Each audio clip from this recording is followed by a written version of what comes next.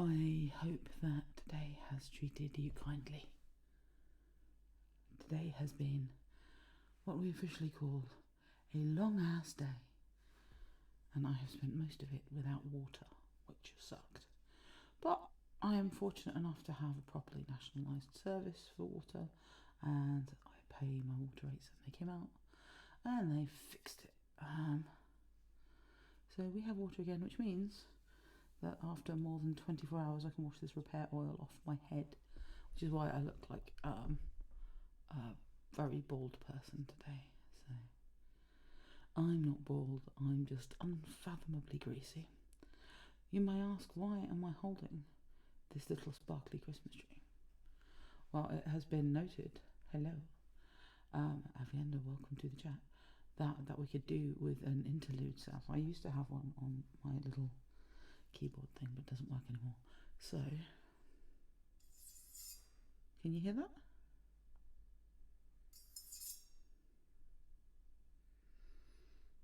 How's that for a scene change sound?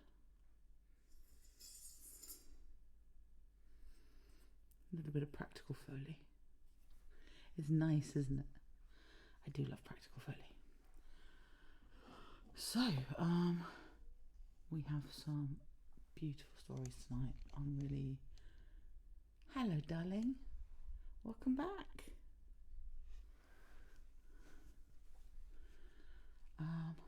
Welcome, Green Umbrella, to the chat. It is so lovely to see you.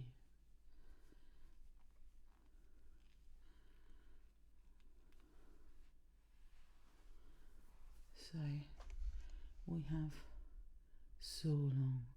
I was very poorly for a really long time and like actually deaf for a while. It was quite scary. So yeah, we are back with, I put the form back out this week and got actual submissions with detailed notes, which is bliss. It's so nice. A ghost? Where's the ghost? Is that my shadow on the door? I'm a ghost. I know, I'm quite pale. Do you ever have one of those dreams that your alarm clock's going off? I did this morning. I had an alarm set for 8 AM because we had quite a packed day. And yeah, I got up. I died. I was deaf. What? I might be a ghost. I am very pale. Yeah. I was deaf for a while, not died for a while. I mean, I felt like it, honestly. I have spent so long where I couldn't speak properly. And then as my voice came back, I couldn't hear properly. So it was a scary time. But I'm doing good things. I'm taking care of my voice.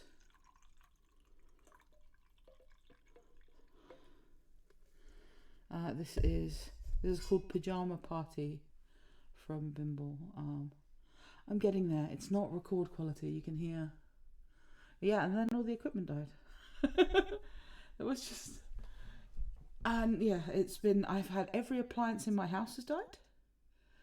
I've had the fridge has gone, the dishwasher's gone, the tumble dryer's gone, the freezer's gone, and I'm thankful I have domestic and general insurance. So it's going to sound like an advert for a minute because I am so grateful for domestic and general insurance. They sent out engineers when they couldn't repair things. They replaced them brand new. So I have a brand new fridge and a brand new tumble dryer and a brand new dishwasher, and just everything completely. The boiler as well. The boiler went out and they came out and they fixed that, and they have been absolutely just, yeah. If I did not have domestic and general insurance, I would have been absolutely stuffed. although there was the boiler engineer that fixed it when the boiler broke, told me that there was a problem with the water pressure, which is why I called the water board, which is why they changed the stopcock, which is why I didn't have any water today. But I got the water back, but not in time to shower before this stream. So, oh gosh, sorry, this is probably a little bit dull. Just like reiterate all the craziness. Hello, Vedavan, thank you so much for volunteering. Not one but two incredible fics, one of which is a companion piece to one that we have read before. And I will warn you now, between that and Remember Me, get your hankies ready, because this, if you want to get some pain out, this is going to be a good stream to be really tearful on. Oh, welcome back everybody. That certainly feels like old times now. So we have two Vedavan stories. We have the final chapter of Remember Me, and we have a damp drink espresso, one from the Ray Logan series, Ben Logan-Solo, which is a Thanksgiving story. So I think I'm going to start with that one because it's a bit lighter and a bit warmer than the others.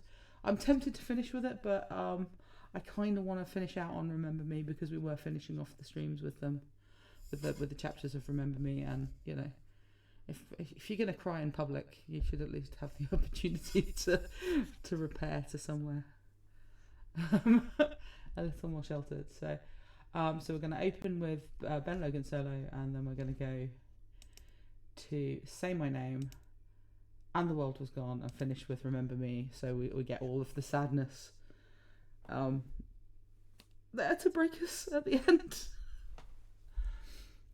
Yeah, thank you again. You're all incredible writers, and I'm so grateful to be able to be in this community, and to fail and to suffer and to recover and to come back and to hopefully get my voice strong enough to fulfill those long outstanding and previously paid for recorded stories. So, got the wrong one in front of me. Are you sitting comfortably?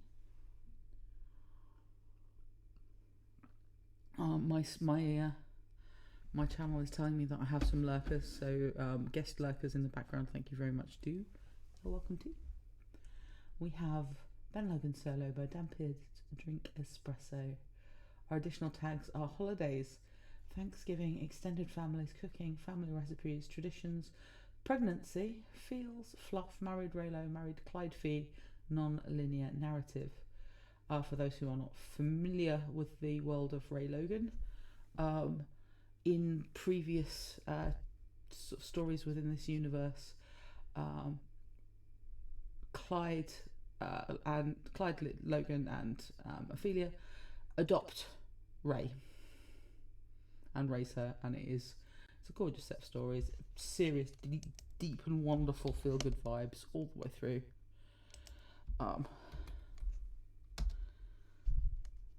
Here's your link.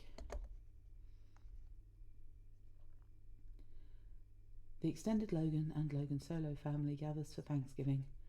Fee reflects on her relationship with her son-in-law. There's no one who could ever be better for her daughter than Ben. He looks so lost, and it's all she can do not to march over and tuck him in like a small child. Instead, she presses the button on the coffee maker, starting the pot Clyde prepped before bed. "How do you feel about pie for breakfast?" she asks, and he seems confused but perks up. Despite the activity and mess, the kitchen is a relief. A calm oasis compared to the rest of the house, already bursting at the seams with family, even though Thanksgiving isn't until tomorrow. It's just the two of them at the moment, and she thinks this might be her favourite part of the holiday. "Excuse me," Ben mutters, reaching for the cupboard above her. Fee tilts her head slightly to the left and keeps peeling while he retrieves whichever dish she was after and carefully closes the cabinet door. She reaches under his arm to rinse her hand at the sink as he deposits a mixing bowl there and turns the water on. They skirt around one another, almost like a dance. "Something's missing," he mutters and offers her a spoon. Fee tastes, hums, brow furrowed as she considers. Ginger, I think. Yes, you're brilliant. Thanks, Mom. He freezes, face paling, then suffusing with colour. She just smiles. It's what moms are for, right? Clyde doesn't like him. That's why he keeps grumbling. Except she knows it's not true, not really. He likes the young man just as much as she does. He even likes the way he looks at their little girl. What he doesn't like is that it will mean more changes. Ray has a big, bright future ahead of her.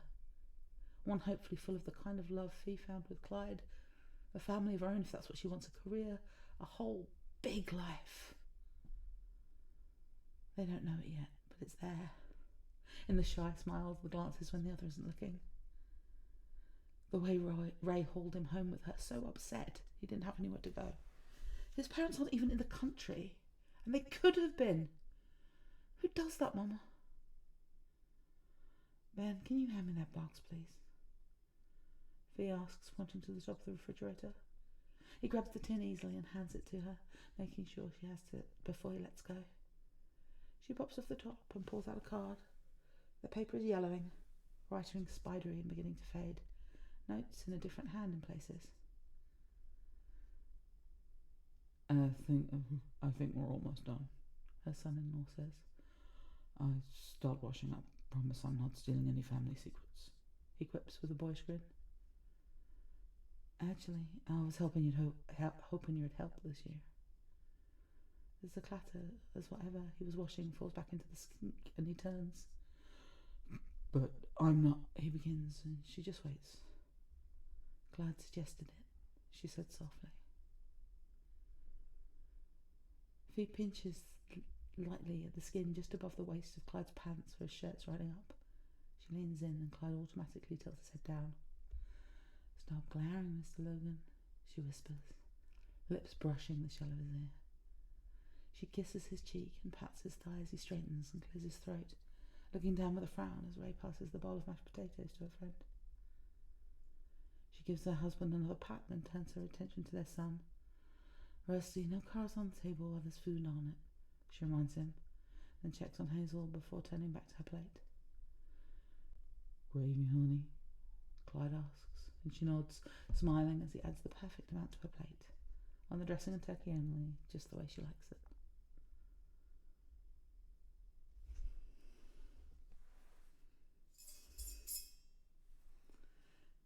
They're up early, the two of them awake before anyone else. Ben nods and silently offers her a cup of coffee in her favourite mug. She accepts with a grateful smile and closes her eyes as she breathes in the steam, then takes her first sip. A happy hum escaping the back of her throat. Clyde will be in soon, and probably Dayton as well, but at the moment it's just Fee and Ben and quiet. She sits on a bar stool at the counter, careful of the desserts they prepared yesterday. Ben leans across the edge from her, staring down at his coffee cup, like he's searching for some secret answer to a question only he knows. Then he blinks and looks up at her. Sorry if I made you uncomfortable yesterday. It wasn't intentional.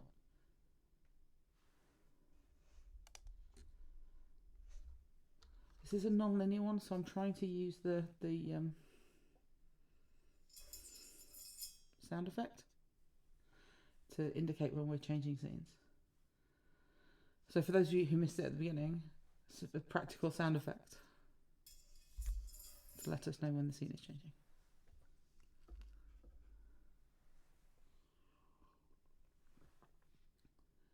He sits up as soon as she steps into the kitchen, hair mussed and worry, if not outright fear, on his face. Sorry, I didn't mean to wake you, Fee says softly. Ben shakes his head and rubs his eyes. Light sleeper, he mutters. She glanced at the time. It's barely 5 a.m.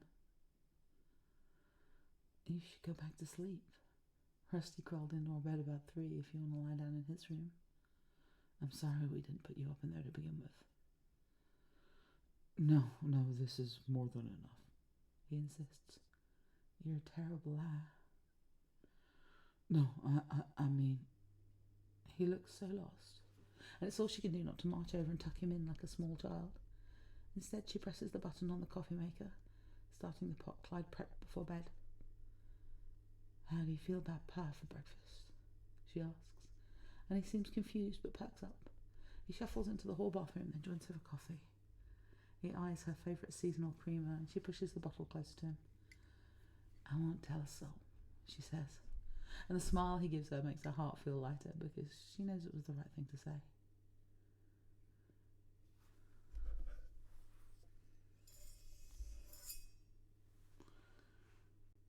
He sets her mug aside and straightens, holds up a hand to get his attention, and places it gently on the back of his.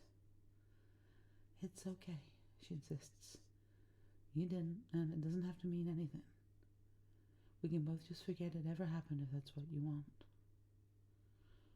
"I don't," he says calmly. He pats his hand.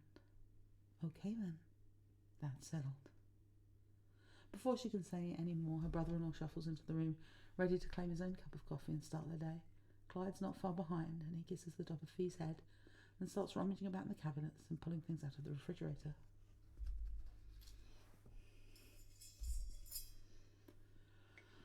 Ben graduates first, the year before Ray, and it's at his ceremony they meet his parents and uncle for the first time. They're polite, friendly even, but there's a distant coolness, especially between Ben and his uncle. His father makes jokes, and it seems to be an attempt to ease tension and bridge the gap, but it's not the right gesture. Not for Ben. Ray maybe, but that's not the way to connect with Ben.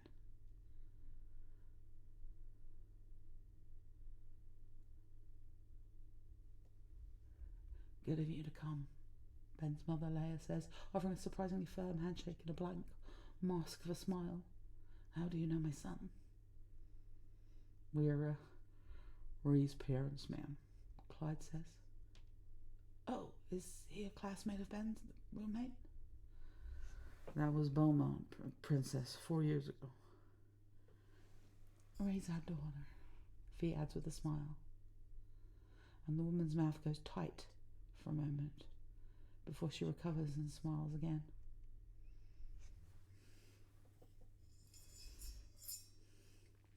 Ben is in charge of the turkey. Dayton worries over the pans of dressing. Fee chops vegetables. Clyde made them all breakfast and cleaned up and then left them to it. It's tradition now.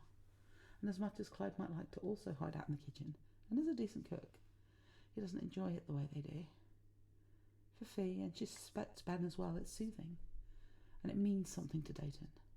Being included, being able to contribute.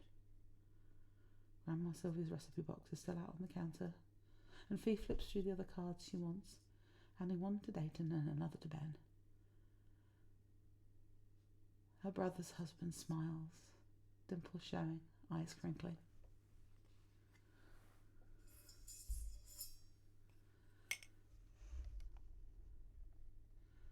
Ray laughs, loud and joyous, and throws her arms around Ben's neck as he leans down and wraps his arms around her. He lifts her off her feet and the ground, and they turn a full circle while Ray peppers his face with kisses and musses his hair. "They've been going together for almost 3 years," Clyde says gently, and neither he nor Fee miss the wistful sadness that crosses Leia's expression. Her shoulders droop, a lost soul who can't find a path. "I see," she says softly. Ben's father wraps an arm around her, tucking her into his side. Ben's uncle mutters under his breath about decorum and public scenes, but all three of them watch the way Ben accepts Clyde's shoulder cap and hug, in a mixture of awe and longing.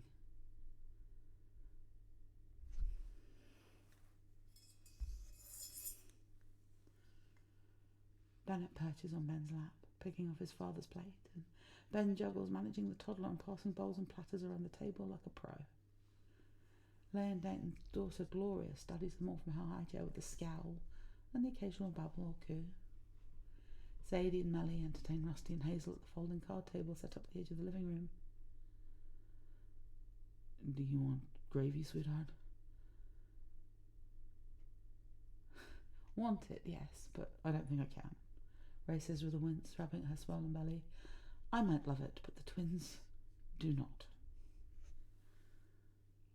"I'll make you a whole bucket after they're born," Ben promises, and passes the gravy boat to Clyde, not taking any for himself either, with the exception of his morning coffee, which Ray insists he needs even more if she can't have any.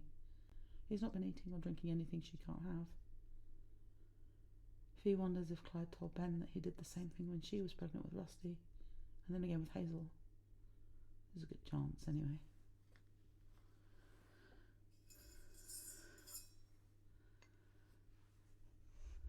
Rusty clings to Ben's leg and giggles. Hazel perches happily on his shoulders as Melly and Sadie snap pictures with everyone's cell phones and at least 2 actual cameras. They've even managed to get Ben and his relatives to stand together and smile, although they all look like they might be battling various degrees of indigestion. They try to politely decline Leah's invitation to join the Solo family for lunch, but she's determined. Fee has the impression that, with the possible exception of her son, this woman's used to getting her way. It's tense, certainly, but they all survive, and Clyde declares that after such a meal, they should all have ice cream for supper. And the shock on Ben's face says plainly that he understands the deeper meaning behind the tradition. After all, ice cream suppers celebrating an accomplishment are a Logan family tradition.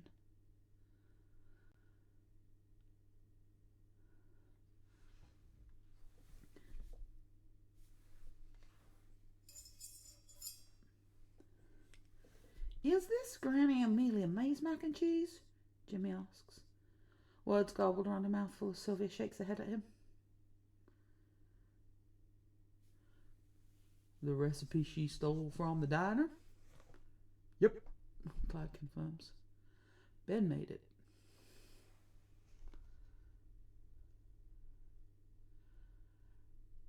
And the cranberry sauce? Dayton adds with a wink and a grin. Clyde, you let them teach Ben and you still ain't letting me have Grandma Sylvia's recipe? You barely know how to turn on the stove, Maddie calls from the kids' table. Burn the bacon just fine, he mumbles. The 3 elder Logan siblings laugh good-naturedly. Jimmy scoops up a forkful of cranberries and frowns. Why does it taste so good?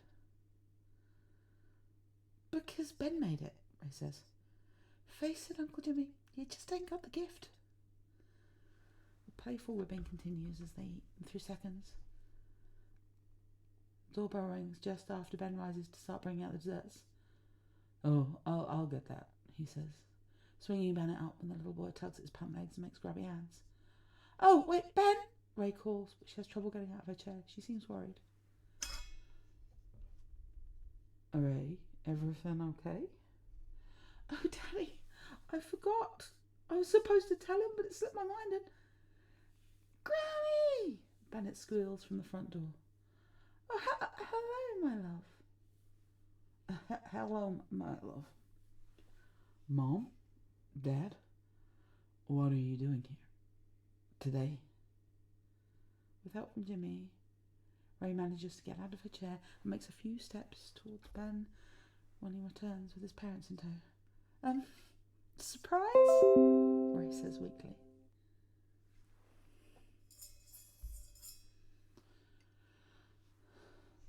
My mother's a lot, Ben mutters. The rehearsal dinner is in an hour and he seems more than a little stressed. She loves you, Fee says, unsure what he needs to hear, but knowing that much is true. Yeah, I guess. No, I know. I do. But it's so hard. She's just so... The 2 of you are a lot alike, she observes when he trails off almost helplessly. Ben slumps into a chair and buries his face in his hands with a groan.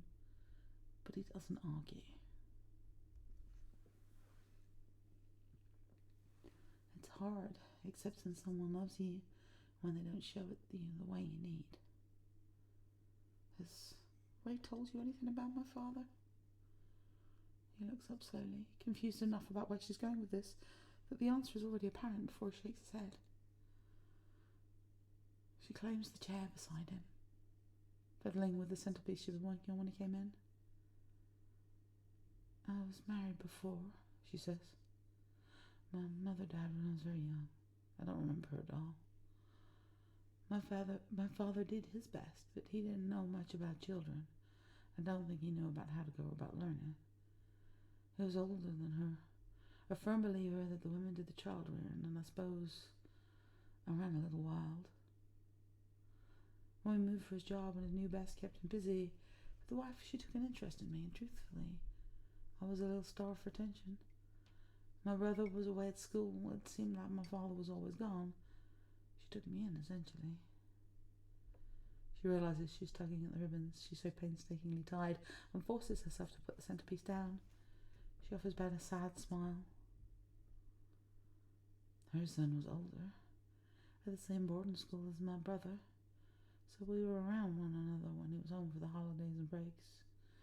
He was everything I thought I was supposed to want. Handsome, smart, from a wealthy family. She shakes her head. We were young and dumb, and in love, and we eloped. My father was furious. Hamlet, that was my husband's name, Hamlet and Ophelia. Should have known we were doomed. He was supposed to marry an heiress, someone more suitable. So when his family gave him an ultimatum, made him choose between me and their money, she shrugs and swipes away a tear at the memory of an old pain. Anyway, my own father was on their side. I thought my brother was as well. It's only after I met Clyde and he encouraged me to reach out that I found Laertes never knew. My father helped his boss cover it all up because he thought it was the right thing. But it wasn't. Ben insists, squeezing her hand. Maybe, maybe not, she says. But I wouldn't have met Clyde otherwise. We wouldn't have Ray. She pauses, looks him in the eye, because this is the part she needs him to understand, the thing he needs to remember. And none of us would have you. Family's more than blood and legal obligation, Ben.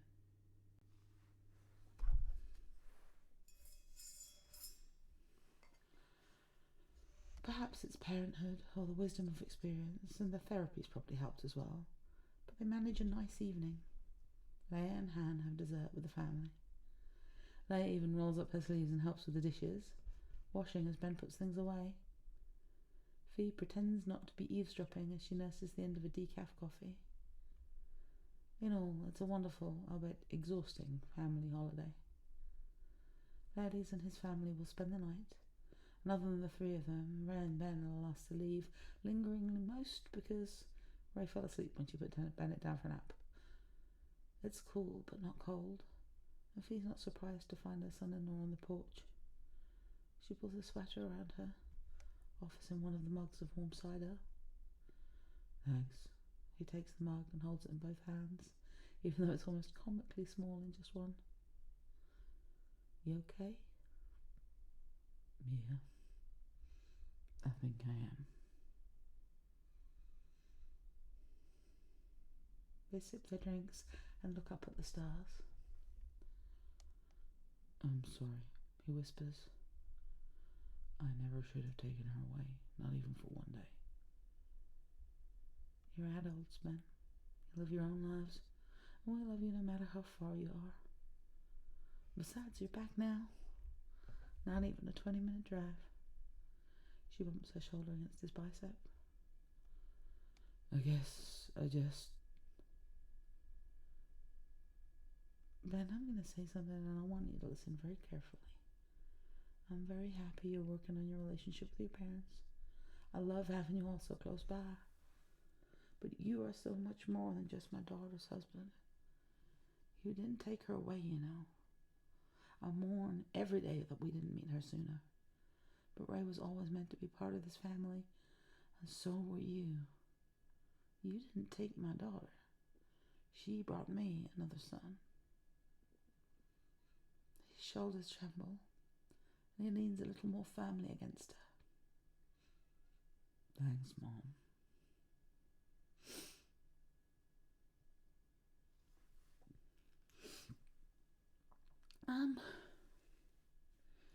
Oh gosh, that was lovely. Pardon the snuffles. First, but I'm betting not the last of the evening.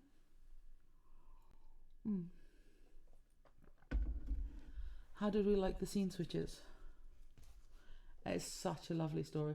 And as always with these, don't forget to go click through to... That's a power move. Oh gosh, that's pretty.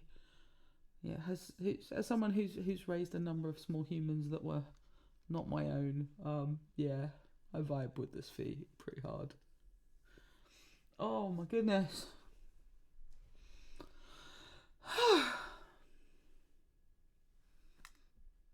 Yeah, go into the fix. Leave people comments. Let them know how much you enjoyed their work. Feel free to let people. Isn't it clever? It's so clever. Just go and read the rest of the series because it's just lovely. The whole thing is lovely. So many wrongs righted in so many different ways. It's just like the ultimate fix it. It's so sweet. The kitchen roll. Oh, I'll put it down somewhere. Let's drop it. Give me a sec. Just stop wiping your snot on the sleeve of your cardigan, you sweaty old bird.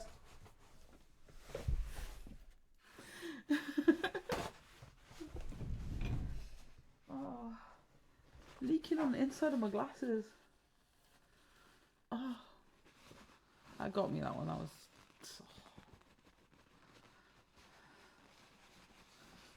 Right.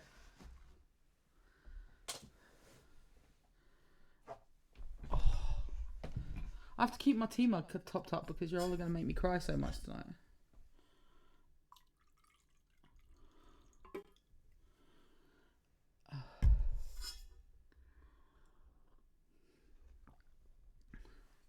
See my mug.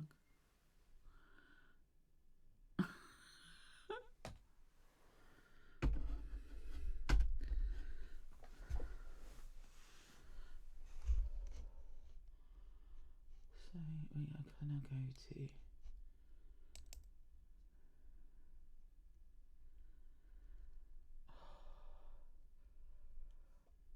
Are we ready for the next... Like, this is like a whole cavalcade of tears, this one. So let me double check. I'll go to... So a little bit of housekeeping as I go.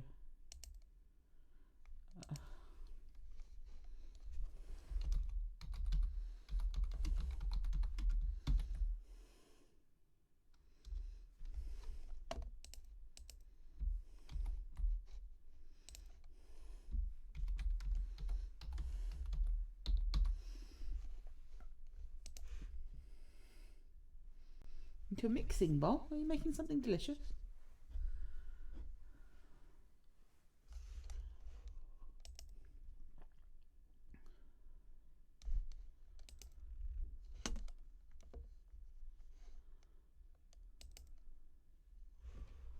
Supper. I made meatloaf today. Which, despite being exactly the same mixture as my Italian meatballs, my son did not enjoy. Italian meatballs are his favourite.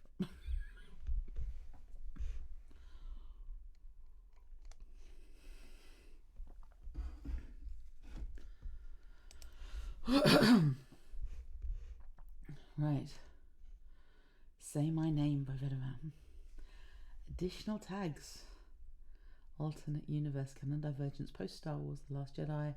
Force Bond sexual situations. Star Wars takes place between TLJ and the beginning of TROS, but then it diverges from there. Remember how Kylo became Ben after she said she wanted to take Ben's hand? Well, this is basically that, except instead of fighting, they're fucking. I don't know how else to describe this. Born with feelings. Rey loves Ben Solo. Angst. Idiots in love. The Force ships it. Happy ending. Hopeful ending. One shot. Star Wars The Rise of Skywalker. Fix it. Yes, you can have a link. I put the link on Blue Sky too. Check me out actually doing my housekeeping and not just relying on poor Aviander to do my housekeeping for me. Which is not okay. I need to do my own housekeeping.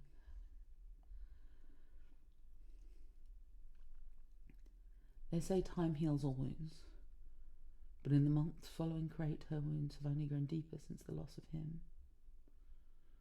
What's worse is she can't even try to forget him, not when the Force bond keeps connecting her with the one man she wishes she could. Say it, Ray. Say my name. His voice is low and thick in her ear, and she digs her heels into his back instead, gripping his shoulders so hard she knows he'll have crescent-shaped nail marks there tomorrow. He groans, not just because he likes the pain, but Ray can feel her walls pulsing around him as he pummels into her at a fast and steady pace. Her orgasm imminent, a shattering white heat just beyond her reach. When she doesn't give him what he wants, he thrusts into her even harder, deeper. His mouth captures hers in a brutal, savage kiss.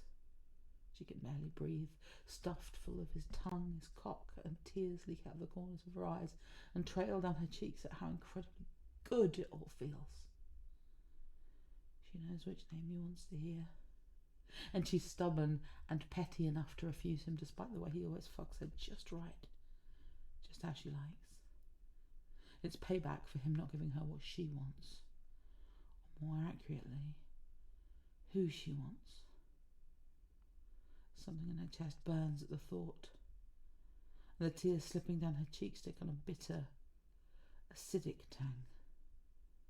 Surely it wasn't meant to be this way. Whether fucking or fighting, it's always the same, indulging in mindless passion at any opportunity, but neither of them ever giving any ground, never lowering their weapons or their mental shields long enough to reach any sort of understanding. How did they end up like this? Some of her despair must slip through the bond, because his thrust's slow, and he lifts his mouth from hers. A frown creases his brow as he looks into her eyes, pushing her damp hair away from her face with his big hands. Ray? His dark eyes are soft and gentle, his voice a silky caress. At this moment he reminds her so much of him that her throat tightens and her heart breaks just a little bit more. She shakes her head as the tears keep falling. Doesn't he know how much this is killing her? But he's looking at her now the way he once did. And his cock is still buried between her thighs, rubbing against that perfect spot with every stroke, and together it's more than enough to push her over the edge. Her back arches and she cries out his name. His real name with her release. It's agony and ecstasy as it pours out of her. This time she doesn't hold anything back. Everything she's withheld since cracked is now a red, blistering heat spilling into the bond. All of her frustration and disappointment, her anger at him for choosing the first order and not her, the bitterness of being abandoned once again. But she knows when she's slipped up, when instead what ends up pouring out of her most is love. It's as deep as an ocean and twice as vast, so it floods the bond, overtaking everything else. A shimmering golden wave, cresting and then crashing over both of them. Through her euphoric haze she hears him curse softly, his thrusts taking on a wilder edge. She's still coming and her thighs tremble as he kisses the tears from her face just before he shudders and groans, pumping into her haphazardly. He finally stills a few moments later, his cock shoved deep inside her, and presses his damp brow against hers, their shallow breaths mingling in the space between them. Once her orgasm fades, it doesn't take long for regret to set in. Now it's going to hurt a million times worse when he leaves her again. She can't bear it. Slamming her into the bond shut, she tries to push him off, but he holds her tightly, caging her between his arms. You love me? She finally lifts her gaze to meet his, finding his eyes shining and filled with wonder. Of course I do, you big nerve herder, she thinks. But she isn't about to say the words aloud. Besides, it's a ridiculous thing for him to ask. Stars, the whole galaxy probably felt it in the force when she climaxed, and her cheeks burned crimson at the thought. Instead, she lifts her chin and holds his gaze in a reflexive show of defiance, daring him to question her further. A wide grin spreads across his face, revealing a set of dimples lining his cheeks she had no idea he even had.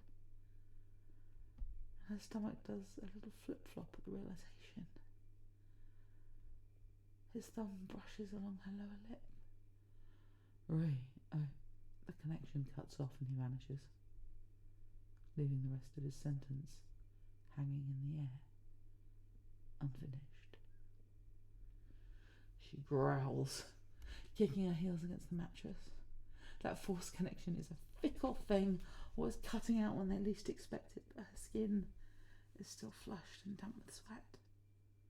His spend is still warm and sticky, dribbling between her legs, and Ray is grateful that there's at least some evidence that what happened between them was real, and not some fever dream conjured up by her loneliness. Her comm beeps, the little red light flashing. A new message from an unknown sender, likely from an untraceable source, containing the coordinates to a planet she's unfamiliar with, and just 2 words. Tomorrow, 1600. That's never happened before, and it feels important. She climbs out from her bed, heads to the fresher. When she emerges a short time later, clean and dressed, she enters the coordinates into her datapad. Naboo. Even as she wonders at the significance of his choice, she can't help the small fluttering in her chest.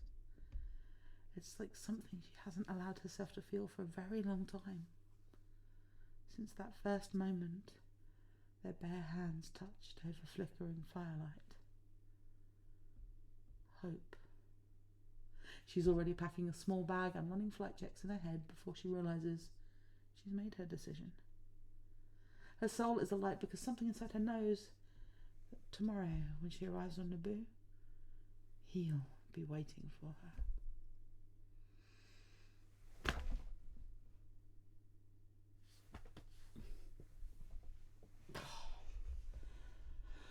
Oh.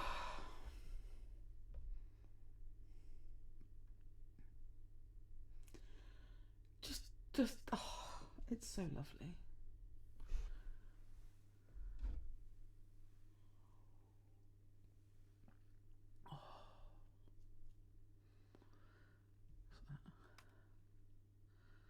I've got to say, I've got, because obviously this is post-crate, but it's before. So this bell light of love and light goes out across the universe as Ray orgasms her love declaration, and half a galaxy away, Leia looks up from her datapad at Luke's Force Ghost and goes, "Told you so."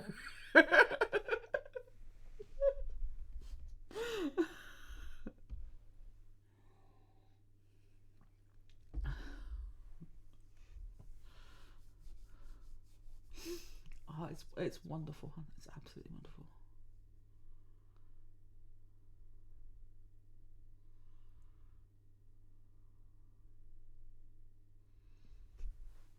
Thank you, talents.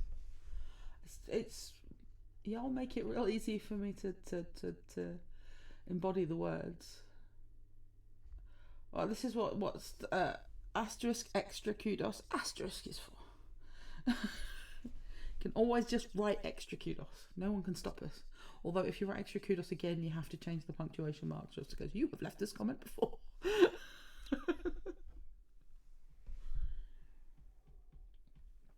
Or you can write extra kudos.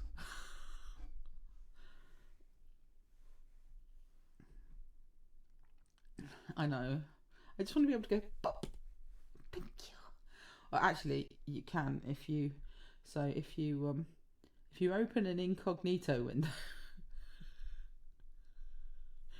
you can in fact kudos again, because that it will show you as not logged in, and then you can kudos as a guest.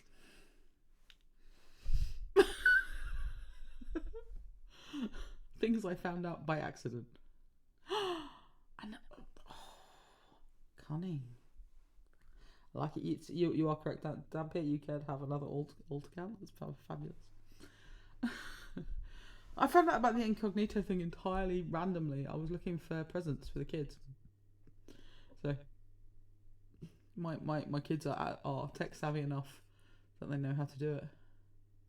Oh yeah, opening from Twitter or from Facebook.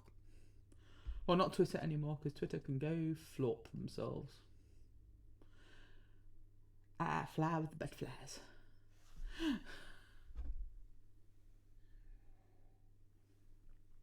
Okay, so now we've had the nice ones. Are we ready to hurt? Are we ready for the pain train? Is everybody ready to feel the burn?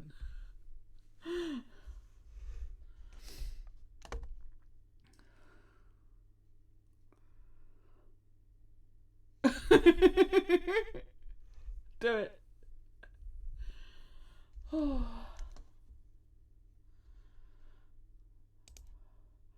So, do you have a preference? Because we have the final chapter of Remember Me, and we have where's it gone?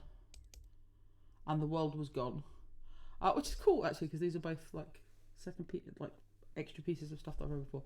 I was going to go with And the World Is Gone, and then finish up with Remember Me, but Avian tends to prefer not to go first or last, so.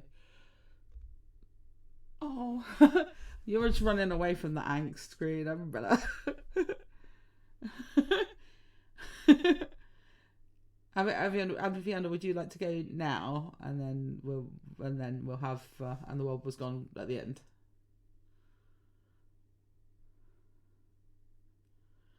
We can do that. All right, get ready. Honest to goodness, I've got a picture which I will post to Blue Sky later, of having read through it because so I read through these a few times and oh, I love the kitty.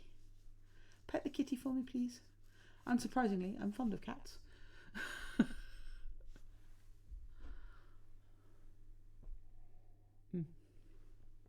And there were tears like pouring down my face when I was reading this earlier. It does not. It's. So if you haven't read the rest of Remember Me, Ben goes to study at a large house with Amlin. Ray is a very young girl who lives next door. She turns 18 in the previous chapter. Like young enough for it to be. They have a fascination. She clearly has a crush, then they have a fascination. There's a certain amount of sort of perving at each other through windows. She gets a boyfriend, has broken up with a boyfriend, is learning piano. He watches her learn to play the piano. She starts coming over because Ameline used to be a pianist and piano teacher, but she's got bad hands. She comes over to play on the baby grand. At the end of the last chapter, she's not quite 18, sorry. And yeah, she's at the end of the last chapter, Ray is missing, and then she's found dead. And Ben is a suspect briefly, but it doesn't look like he continues to be a suspect. It didn't look like from the end of the narrative from the last chapter. It didn't look like he was continuing to be a suspect. So,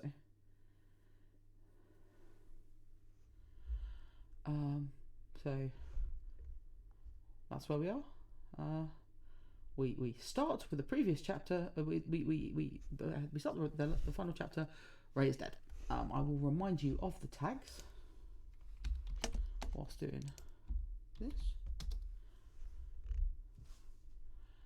That is Ray Lewin 24, underage Ray, ghost sex, Ben POV, winter, piano, old Victorian house, no beta, we die like teenage girls, exhibitionism, voyeurism, age difference, and womp. Chapter 3, it flows like a river. I have Hosier playing in my head. I don't know if that was on purpose. Like a nightmare, like a dream.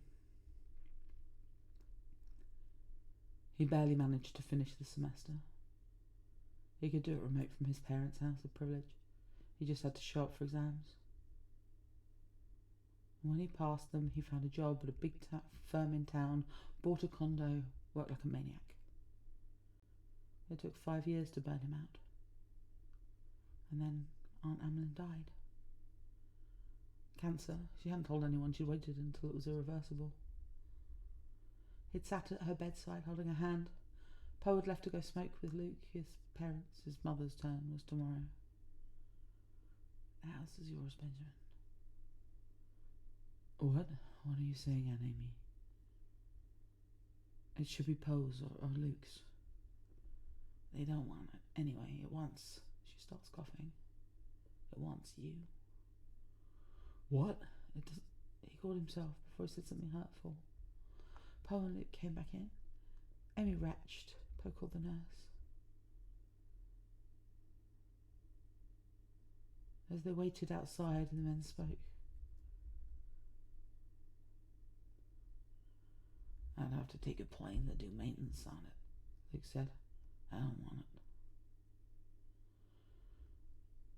I have a family now, Ben. I know it's big enough, but we both have jobs in the city.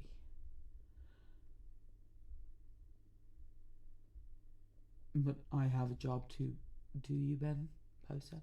And to take this thing out, he added. Anyway, you can work from home. Home.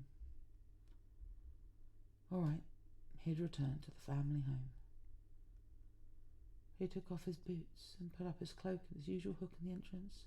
Then mechanically walked upstairs. He turned right to his old room, the one to the north, Leia's room.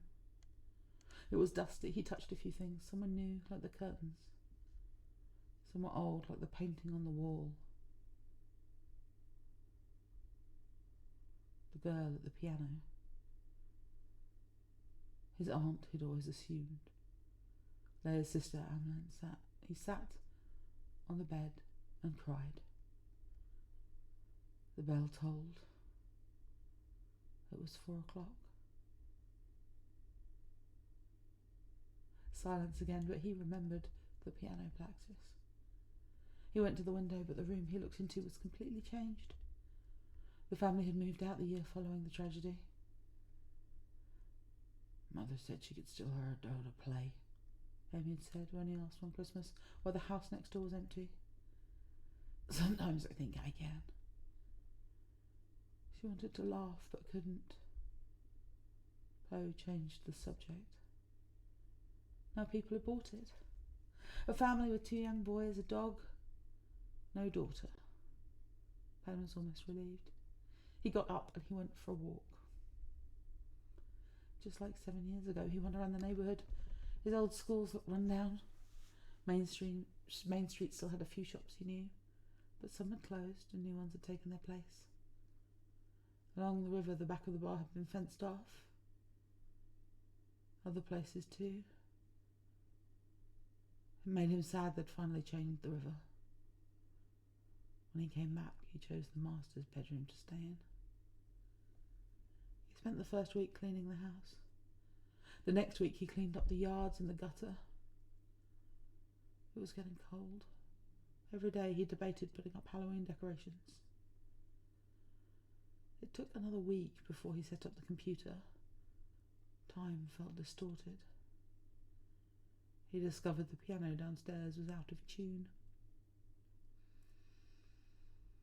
He picked up a book and started reading again, watching a series on TV, listening to music, cooking. Things had stopped while he worked, until his girlfriend left him and he fell down a hole. The therapist had put him on drugs and recommended he kept a journal, so he did. The first month had just been about his day. Some entries were short, just a sentence. He'd bathed, he'd eaten, he'd watched TV. Some were longer. He'd gone out, he'd watched the river. A character in his series had done something weird. The pills gave him vivid dreams, and sometimes he'd write those down. Then he wrote speculations on his favourite characters and shows. He found he liked writing. It was a lot like programming, without the corporate compromises. Christmas was at Connex's. Hers and Poe's kids played together while the men shot the shit and the women cooked. Ben went from room to room trying to find a place to be comfortable, failing. He just wanted to go home to the old Victorian. In January, the air warmed. He opened the window to let in a breeze. After a moment, he realised the music he'd been hearing was not in his head, but was coming from outside. Someone was playing the piano. He cried. One night in the next week, he started awake. He could hear the piano play, the piano downstairs. It stopped just as he got up. It was 4 a.m. A few nights later, it started again. This time, he made it all the way down before it stopped. Just before he reached the living room, and of course, there was no one there. Just damn bills, he thought. This is just grief.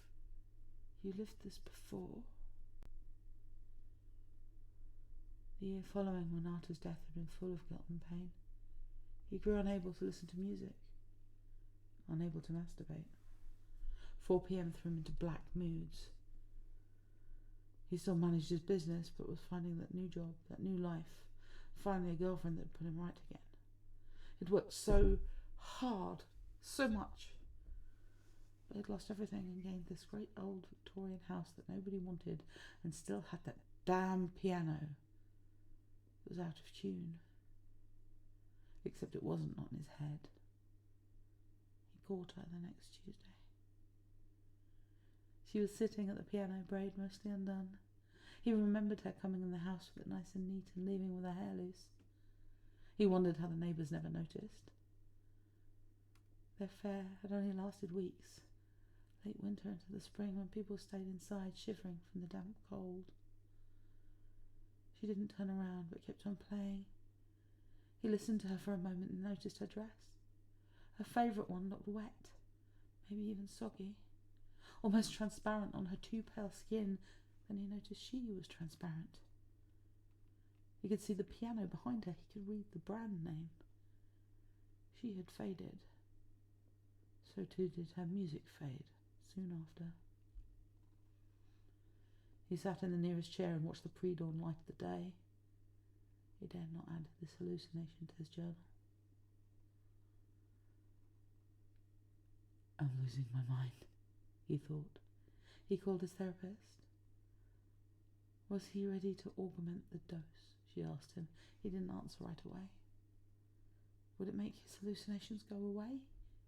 He accepted the new prescription. He slept soundly for the next few days.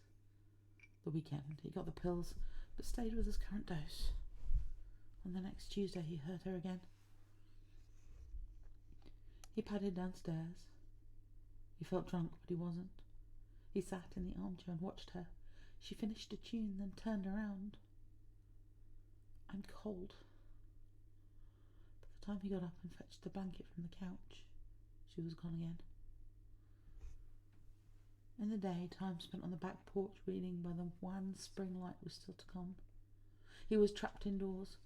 He tried to make the best of it, cleaning, learning to fix things up, like a crooked cabinet door or a worn-out doorknob that had taken work to find a replacement. The old house had seen good and bad days depending on the current owner's budget. Now he went around each room, noticing rotting windowsills and rounded wooden floor planks, peeling wallpaper. He tried to do some programming work. He would finish this one contract. He fell behind on updating his own website. Then 4 p.m. dread was replaced by 4 a.m. anticipation. This time he got to her in time to put the blanket on her shoulders, but it fell to the bench and the floor. She wasn't there. Cold, she repeated. Up close she was as beautiful as ever. Her hair was plastered to her head, wet from the river. Her sodden dress dripped water that never hit the floor beneath her. Her green eyes were almost white. No wonder she was cold. He made him to move a damp strand from her cheek and touched cold skin. Startled, he moved back. faded into nothingness. In his bed, memories were coming back to him, hours watching her twist in ecstasy, finding her pleasure, sharing it with him. The way she arched her back under his caresses. Kissing. He wept. Thursday she reappeared. He stayed upstairs safe in his bed. She played her half hour, then the sound faded. He was half certain she would come upstairs to tease him. It gave him a nightmare. She would rot. He would see her rot. The vision was vivid enough. He wrote it down in his journal. When she appeared again the next night, he realised she was following their old schedule, if inverted by 12 hours. She shivered. So cold. He put his hand against her cheek again. She was cold. She lifted her hand and grasped his, to press it against her cheek a moment more. Then she turned her head and kissed his wrist. Her touch was deathly cold, but soft and caressing. She closed her eyes and faded away. Did she forgive him? He felt guilty he had denied her, guilty for her death, inexplicable as it was. He woke with some story to make it right, something where they were much closer in age, where he could give her what she wanted. It was a good story. He shared it online anonymously. People loved it. He went to the old bar, but even with the other men quiet and the fire pit crackling, the chain link fence ruined the view of the river, made him melancholy again. When Poe showed up to check on him, he thought he looked sad. We could just sell the place. I'd like to stay here a while longer.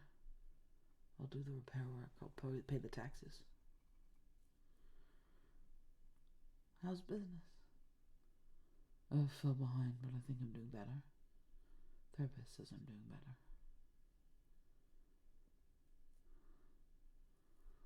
They all say that so they think they're helping you. So you think they're helping you. But you never seem to get well enough, Poe said. Still on those pills? Yeah, they give me some funny dreams. Good or bad? Good or bad? I don't know yet. Poe raised an eyebrow at him. You watch out for that shit. Chemicals affect your brain. I've heard stories. Yeah, I know, Poe, but at least I stopped freaking out. You stopped everything there for a while. Ben said nothing. It was true. Anyway, thanks for letting me stay. When she appeared again a few nights later, he sat with her. He put his arm around her and they stared across the room, out of the window that was curtained in layered gauze. It was still dark outside. The sun would rise earlier and earlier until the solstice. Do you remember? She asked him. He remembered. He had never taken her out properly. Not to a cafe. She was too young for a bar, not to a restaurant, not to see his old friends' houses. Their sexual encounters had been frantic affairs before his aunt came in or her mother came back from work, or their two troublesome sons wondered if her daughter was at the neighbours again. They barely kissed before he'd dive for that pussy like a man starved. He kissed her now, properly. Her cold mouth seemed to warm up a bit before she faded again. She tasted clean as the river, maybe a hint of licorice. Alcohol, a pastis. He remembered the very first time. She must have drunk from her parents' stash of alcohol before coming over, to give herself the courage to seduce him. Pills, the investigator had told him, and alcohol. Maybe it was suicide. He could ask her why she'd abandoned him when she appeared next Thursday. But he didn't. He realised he was afraid of the answer, afraid if he knew the truth, she would take her kisses away again. I'm so cold. He would listen to her for a while, playing beautifully on the piano he knew was out of tune, but no one else could hear her playing. In some liminal space between death and life, the piano was in tune, just for her. And wet, she added. This time she took his hand to grasp her breast. Even in death it was wonderfully full and round and pert, and so cold from the damp fabric. They discovered he could move it out of the way. He bent down to kiss her hard rose nipple to warm it better with his hands alone. He could push the whole top down to expose both her wonderful breasts and warm them with his big tongue and big hands that covered them completely. Each suckle seemed to give her more colour. When he stopped, she faded away. So he didn't stop. Still seated at the piano, he pushed the dress down and completely off of her, and she sighed with relief, being freed from the icy garment. "Do you remember?" she asked him, when he fell to his knees before her. "I remember." He remembered never being able to get fully naked in case they were caught, and he had to get dressed in a hurry, him keeping his pants on her, wearing skirts and dresses except on the coldest days when she wore jeans. He'd eat her from the back, then ass up, finger her, tightly constrained legs, tempted to just rub his cock between her thighs. But he knew he wouldn't resist putting himself inside her. He knew she'd beg him to, and he would have to deny her, and she would be frustrated with him. He looked at her ghostly, glorious naked form now when she stood up before him, with him prostrate at her knees. "Drink," she told him. She tasted of river water at first, then a hint of that pungent alcohol. Then her sweet nectar flowed from the heavenly pool within her folds, and he drank it, becoming drunk. The next hours were a mad frenzy of inspiration. He wrote of a witch she had bewitched him. Winter had come and gone, while the ghost of Renata took up residence in his home. The stories he put online were becoming hits. Some wondered if he were a professional writer. He sent a story out to an anthology. "Remember," she told him, as it sat on the piano like the first time, picked her up like she was weightless and sat her over the keyboard on the music shelf. The first time her tall wooden socks rose over her knees, where the plaid skirt met them, leaving a naked expanse of milk-white thighs to caress as he spread her legs open. He pulled off the ridiculous black lace underwear to find she'd trimmed her bush down to a triangle. Her forest on fire. He smelled the licorice sweetness on her breath. She panted in anticipation. He didn't even kiss her, just dove right into her folds. Lush. So wet, he told her between licks when he finally came up for air. It took her a while to relax into his caress, new to her, but not to him. The piano was closed, and she finally laid back, feet tinkling the notes. He closed the floorboard so he could hear only her breath and moans, the slurp of her juices while he sucked at her core. He slowed and listened and watched her where the skirt let him see. He kissed her swollen clit and dipped to push his muscular tongue further in, as far as he could reach. Felt the tension build in her thighs, fell back and sucked in, held between his lips, suckling at her, drinking her in. When she came, it was a thing of beauty, crying and moaning and finally laughing with pleasure. When she pushed him away, he released her.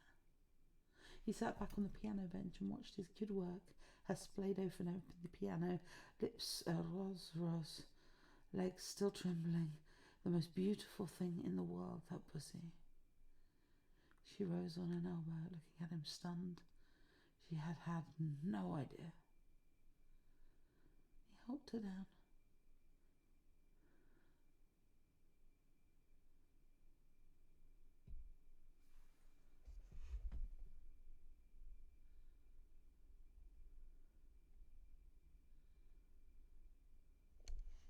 He helped her down.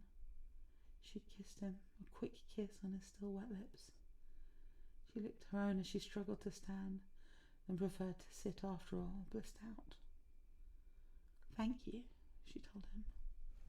How long had she waited for this pleasure? How frustrated had he grown with that boy who shied away from giving her what she obviously deserved, while Ben watched himself growing frustrated. He almost thanked her. You got what you came for, he told her sternly, reopening the keyboard. Now you have to play. He'd thought to control the situation. For a while, maybe he did.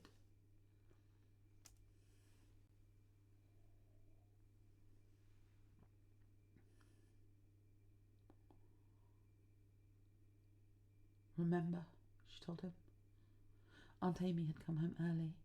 She'd come home just before he came into Renata's beautiful, eager mouth, and he'd pulled her off with a pained grunt and signed to her to shut up when she saw how she almost laughed. His aunt must have seen the sheet music still on the piano. She'd called up to him from the bottom of the stairs. She hated taking them now. Her arthritis worse, with the deep winter's freeze reaching the bones in the house. Coming, he yelled back, and Renata barely stifled a giggle. He pulled his jeans up, grabbed his shirt, and went downstairs, closing the bedroom door behind him. It took a couple of hours before he could get Renata out of the house again, feigning leaving to take the incriminating evidence back to the neighbour's house, making noise in the entryway while the girl stealthily padded downstairs, already dressed because he'd brought her coat upstairs to get ready to leave. It was just luck it had been hidden under his own bigger one. In his bedroom, she'd been standing at his window, looking down at her own room, smiling, making his heart jump with guilt. She'd put her sneakers back on, those black and white ones. They were back in fashion. They were warm enough to make the short trek between the houses, and they were quiet. They were stood on the porch for a few chill seconds before parting.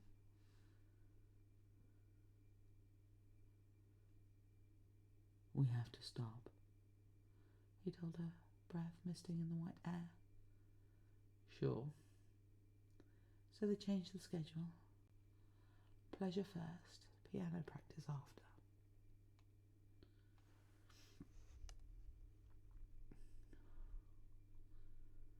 Renata was long dead. There was no danger of her getting pregnant now. She appeared in his bedroom. He checked the hour. It was midnight. Take me, please, she pleaded.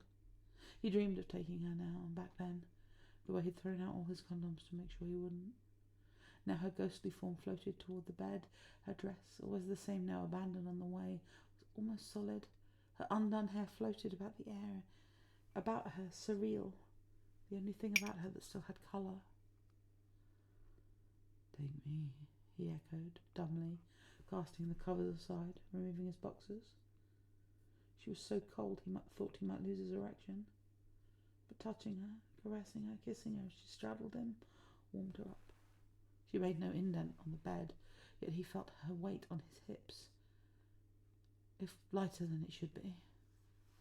She took him in hand, positioned herself, and he felt her take possession of his cock, sliding into it in one smooth glide. Finally,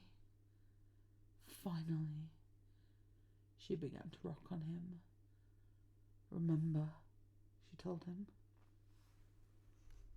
The last encounter had started well enough. She'd worn her skirt.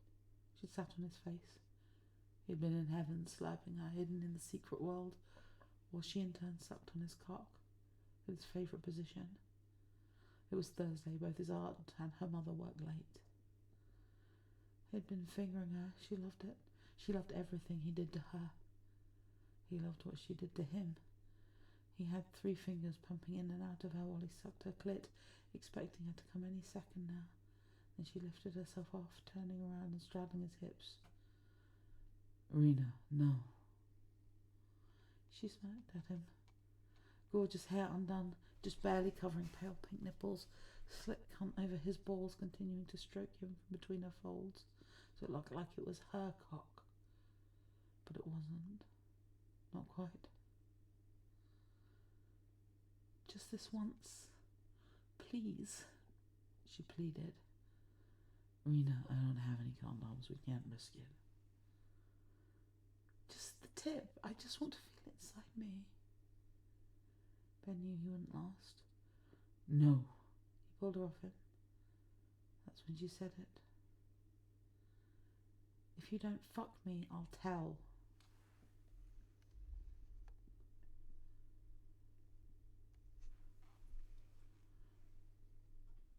Remember, the ghost told him as she swayed over him.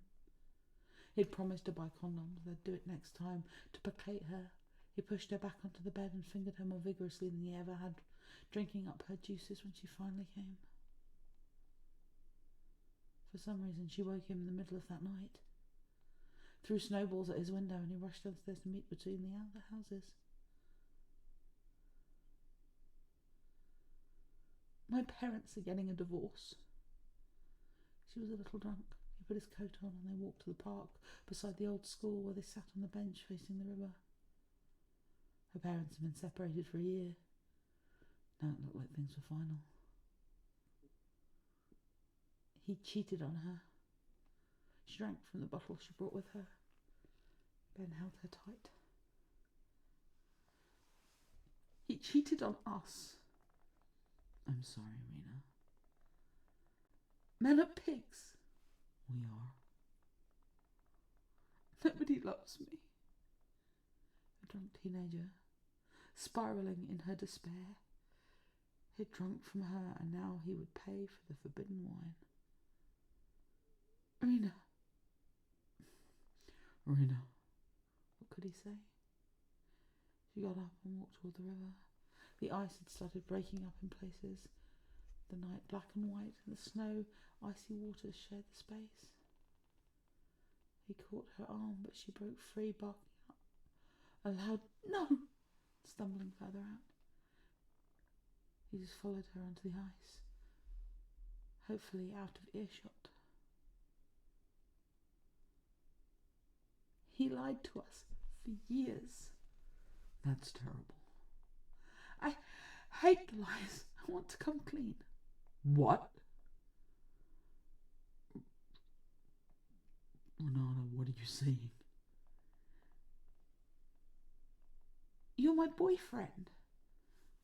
No. Renata, you're still a minor. They'll arrest me. It's statutory rape.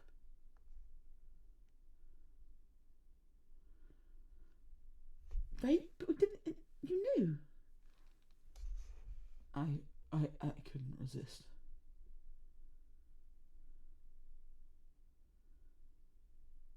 Men are pigs. But you love me? They're at the edge. He was at the limit where the ice still supported him. He wanted to dive in and let him carry him away from this terrible situation his cock had lured him into. No, it was her. She had lured him. Ben, do you love me? Her speech was slurred. She was drunker than she should be. Did he love her? The ghost of Renata pitched and rocked over him. Finally, he would give in to her. He was just on the edge. Remember? The ghost said. Remember when you killed me? He remembered. No, he'd lied. He thought to free her. She cried out and beat at him. And then she fell into the river. He watched her go under the ice. I did love you, he told the ghost. It doesn't matter now. I'm cold. Warm me. Come into me. And so he did. Benjamin Logan-Solo acquired some notoriety for his erotic horror best-selling books. Enough to live by. He never moved out of the house again, never married. A few years later, after a too long stretch of silence, they found him dead, collapsed at the piano. Mystery when he didn't even play.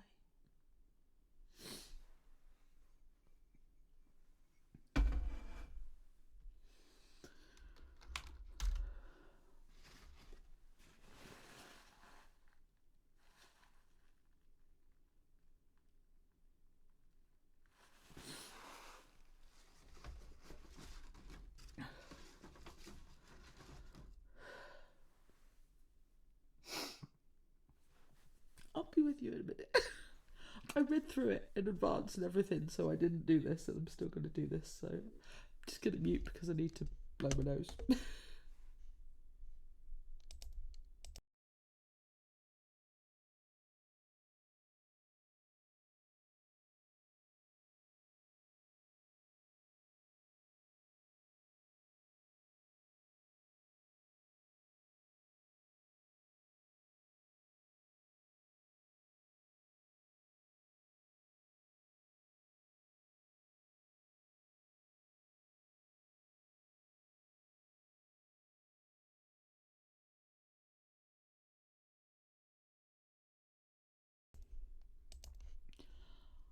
I genuinely don't think it needed the scene change noises, purely because where the scenes shifted was very, very clear. It was, I mean, it was a gripping narrative, and it was genuinely chilling. But also just incredibly sad. Just, I can't read the next one because I keep crying into my glasses.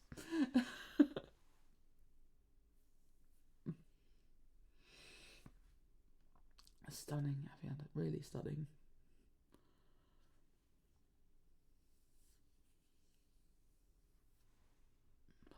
Yeah, Aviana's called it. I'm gonna go take a break. I'll do some housekeeping, pop this up, and share it on Blue Sky. While I take a moment.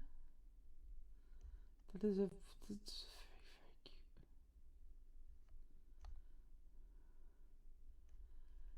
Oh, I have a really hard time posting things on the Facebook group because it's like that's in my real name.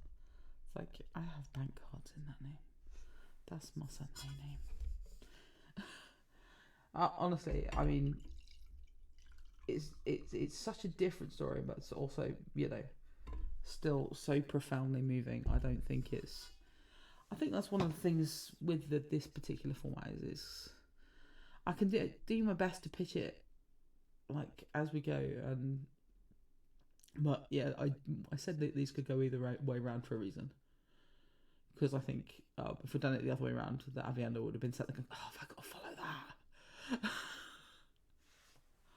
So that's, you know, you have both written profoundly moving stories that have made me leak from my very eyes.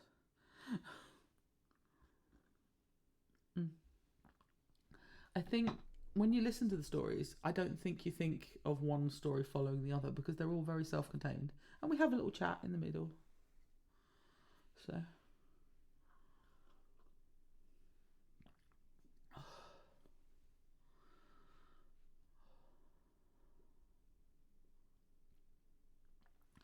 I have to go to church tomorrow for a caval service because my twins are at Badgers. So I have to go to church tomorrow, which my rabbi thought was hilarious. Honestly, they're beautiful, self-contained stories. Don't. It's not. Certainly, I know when I'm performing them, I don't measure one against the others. It's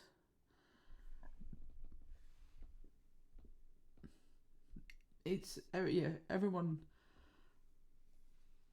like struggles and thrives in different places, and that's one of the joys of this is when you hear back your stories from a different perspective. I don't think when you listen even to your own story, you're going to be sat there measuring it against Remember Me.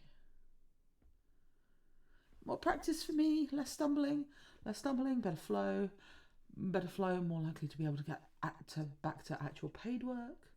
Actual paid work means, you know, not fixing my shoes with gaffer tape.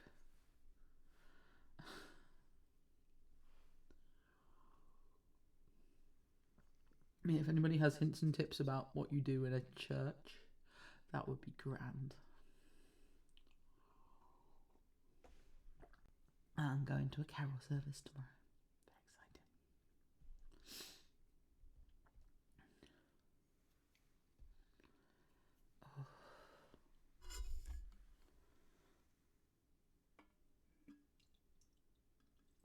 I think people are shy, and I think people don't always see the value of it.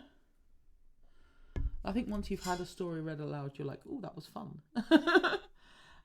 But I think, I think maybe a bit shy. But yeah, if I can get you on my team proselytizing about the joy of having your stories out there, that's amazing. That's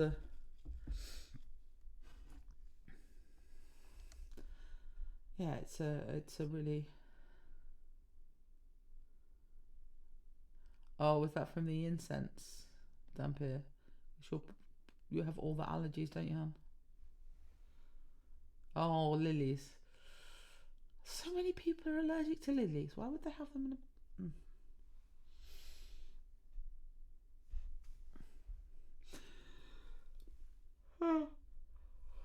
I am not bored of you. I will remind you all it is 26 minutes past midnight and I'm an old lady.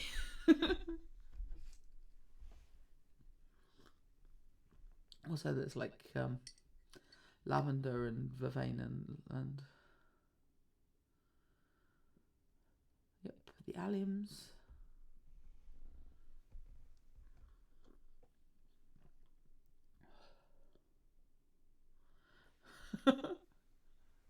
I'm feeling it today. Genuinely, I dreamed that my alarm clock went. My alarm clock went off, and it was supposed to go off at 8 because I went to bed at 1. And I dreamed my alarm clock went off. Woke up, did my morning physio because I've still got to do rehab because of the shoulder. Looked at the clock, and it was like 6:30 in the morning. I'm so tired. Just explaining why I was yawning. Feeling every second of it right now.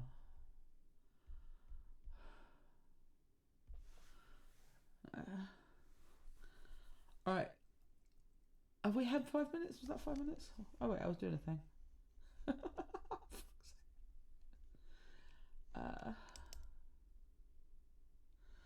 Oh no. Oh, that sounds awful.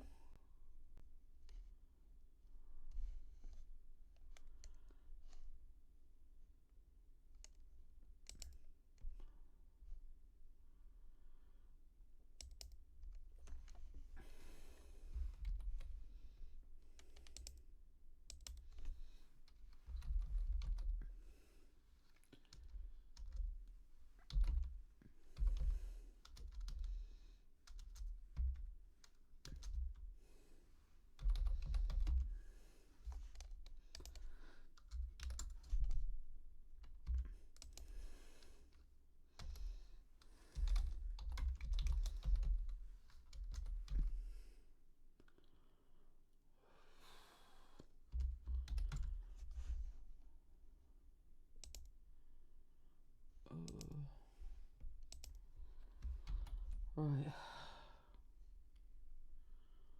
Oh.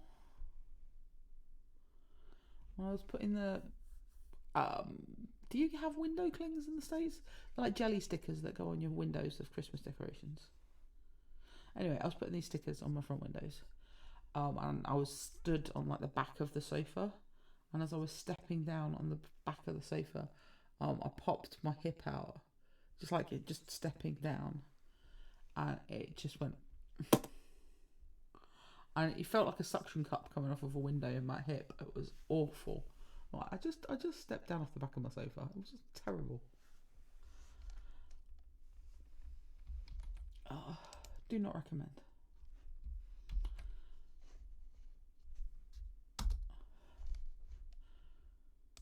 So, should we go back to the themes, or I was quite interested by the idea of like maybe interviewing like a writer and then going through like some examples of their body work and like talking to them about their process and stuff. I thought that could be fun. That kind of came up earlier because we had the all lavender one, and then it would look like it was going to be all vetiver, and it was like we could do like an introspective with it, and you guys could come on here and have a chat, come on camera and tell people about your process and stuff. Or we could go back to the themes. Like the themes were fun. Genuinely, I think the episode I am most proud of my MotherKat episode from last year. You'd come on for like if you came on for half the stream, and then the other half of the stream was just excerpts from your work, kind of like acting masterclass. James Bloke, can't think of the name of it. Well, you could maybe just voice. I mean, you'd be next to me, so you'll clearly be the pretty one.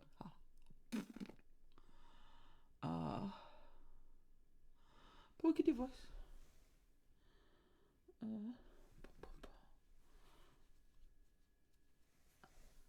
I like hearing the different voices. I'm kind of, I don't know, like, I think this is a fun way to practice and to hear more stories that maybe we wouldn't have read. I mean, they're all stories that we read. Okay. Let's do themes then.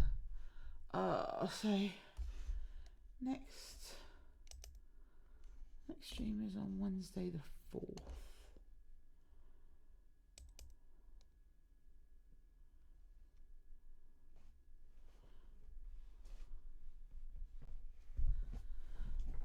So I think for people who would be interested in doing it, it could be fun. But I think we would kind of get the usual suspects who are a bit more camera confident. So. Okay. All right.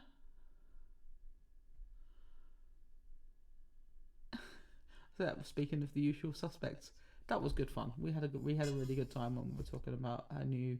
That was when she brought out a horror novel, wasn't it? That was so spooky. That was a scary book. Yeah,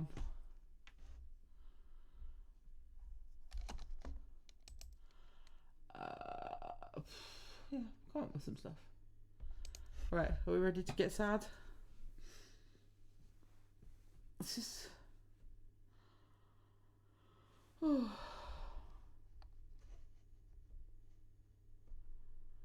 does everybody remember? I'll be the light and lead you home, because we did read it. Because that's the kind of soulmates, multiple universes bit.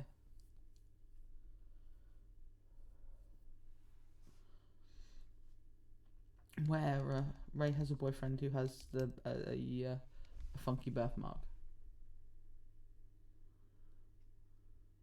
Yeah.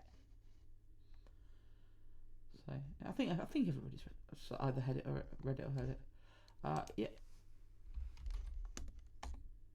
So it's a beautiful piece.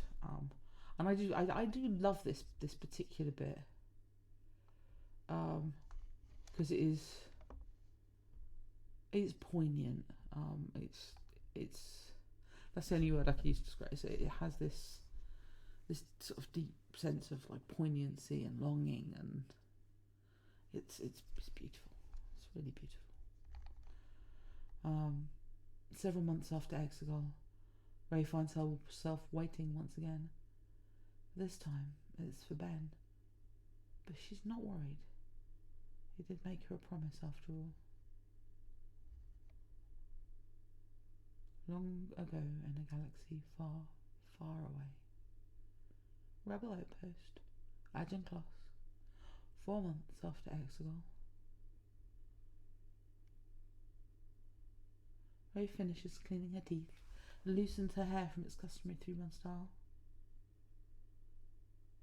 She frowns at her reflection at the small mirror over the sink as the strands fall around her face. Is it possible they're getting even whiter? She combs her fingers through the inch-wide streak of grey starting at her right temple and running to the ends of her long hair, longer than it's ever been, past her shoulder blades down to the middle of her back. Dropping her hand away, she sighs. Just a little unexpected souvenir from being killed by force energy, that's all. It doesn't look that bad, she imagines Ben saying, with a teasing smirk on his lips. He'd be leaning against the door frame behind her with his arms folded across his bare chest, wondering what's taking for her so long to finish up and come to bed. Actually, I'm really starting to like it. Easy for you to say, she'd retort before turning away from the mirror and padding over to him. She'd wrap her arms around his middle and hold her close, looking down at her in that special soft way of his, and there'd be no way she'd be able to stay mad at him after that. She carded her fingers through his thick black hair. Too bad we can't all have princely locks such as yours. It slants her a lopsided grin, and then a white-hot pain sears through her chest. She gasps, doubling over and gripping the edge of the sink with one hand, pressing her palm over her heart with the other. She squeezes her eyes shut as tears leak out the corners and tries to focus on her breathing instead of the excruciating pain. Just like she taught herself. In and out. In and out. Crushing hell. She grips the edge of the sink even harder, when a thick wave of nausea has her knees almost buckling beneath her. She knows better than this, knows if she allows herself to think about him for too long. Even the force seems trembling keen around her, as if it too senses something is terribly wrong. After a few minutes that feel like an eternity, the burning pains begin to subside, and once again she's left with a dull, empty ache to which she's become accustomed. A few more steadying breaths and she straightens, releasing her death grip from the sink. She gives her ashen, hollow-eyed reflection one more long, searching look before finally turning away from the mirror, flickering off the lights as she exits the fresher. Even though that's what she expected, as she pads across the room to her bed, she can't deny the way her heart sank, finding the doorway still empty behind her.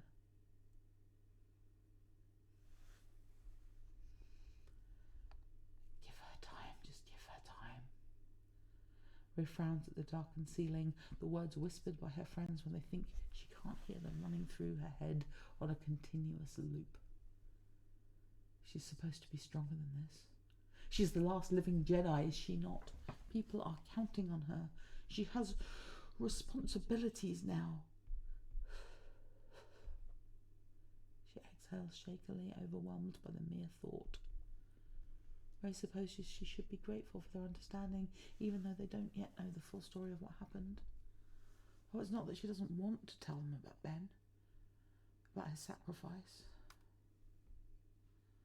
Whenever she thinks she's finally mustered the strength to talk about it, well, the searing pain in her chest returns, and she knows there's no way she can get through it. They're busy enough as it is anyway. It turns out Poe and Finn are both adept in diplomacy and politics. The remaining former Resistance members have informally elected themselves representatives on their behalf, and now the two of them have become immersed in the systematic rebuilding and unification of an entire galaxy. Ray doesn't envy them one bit, if truth be told. Her idea of problem solving is more along the lines of strike, swing, or shoot, and diplomacy is not exactly part of her skill set. People around the outpost seem to be inclined to give her a wide berth, whether it's due to her new reputation as some exalted Jedi goddess who single-handedly defeated the evil Palpatine, or simply because she has the dull, haunted look in her eyes. She's glad of it just the same.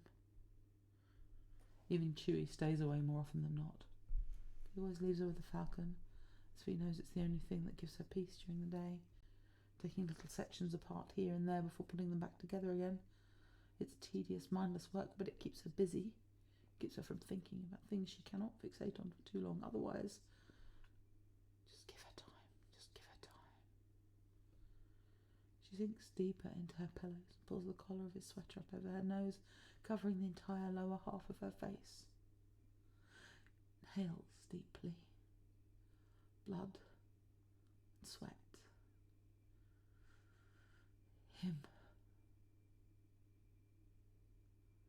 Familiarity washes over her.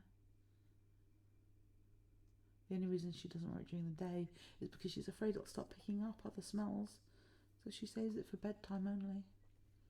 It's comically big on her, and she smiles as she rubs the soft knit sleeve against her cheek, under her nose, taking another deep whiff.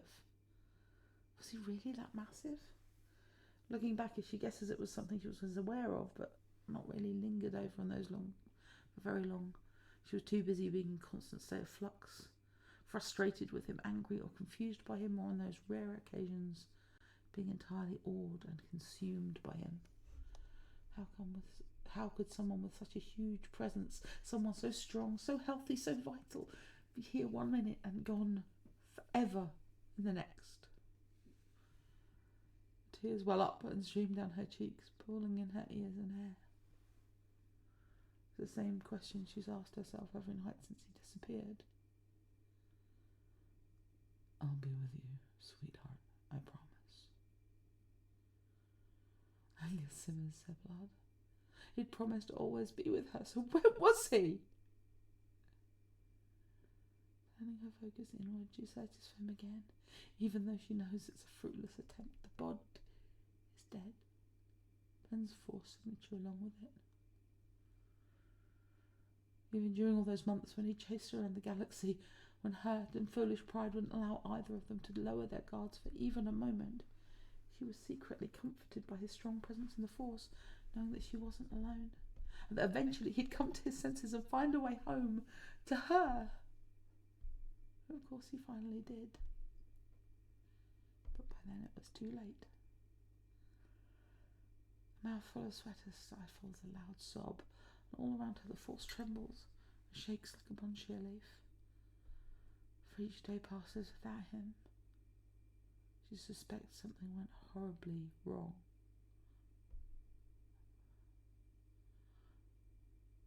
After all,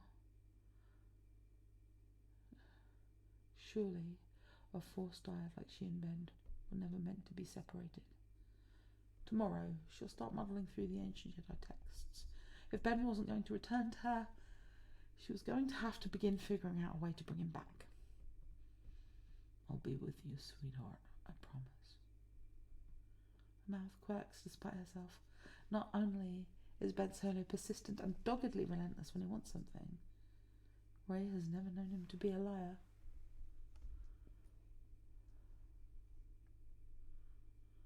He'll come back for her. She knows it. It's only a matter of time. Her jaw cracks on a wide yawn, and she settles back, exhaustion finally taking over. She closes her eyes and, like always, hopes tonight is the night that Ben finally makes good on his promise.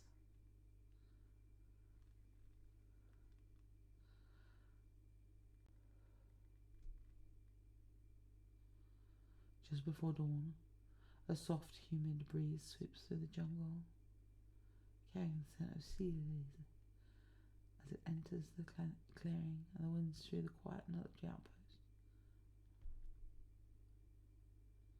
The day's activity has not yet begun.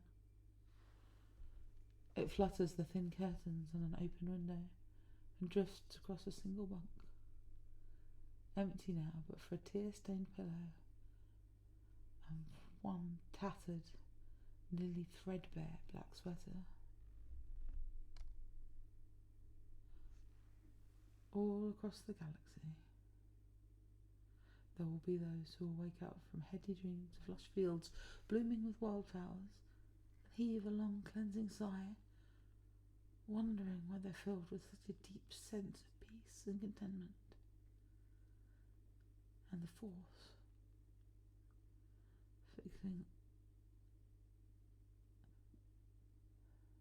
Force, finally, at long last, will sigh along with them.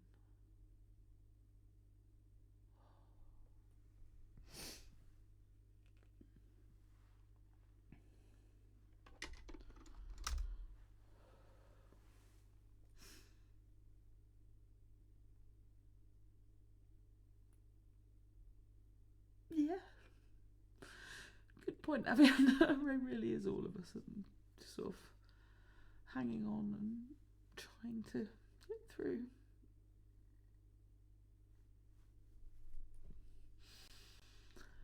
MK. Apparently, the theme tonight was how hard can we make MK cry?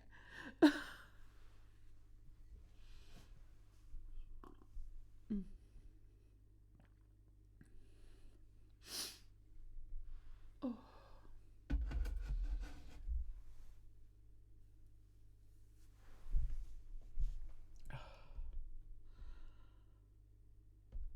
So, I definitely feel a lot of the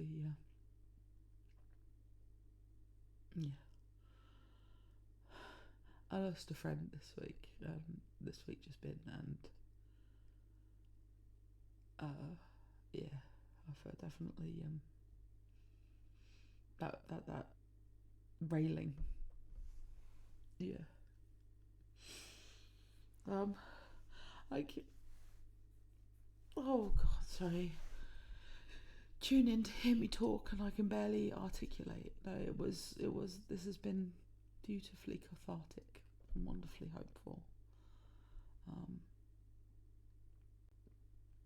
Oh my goodness.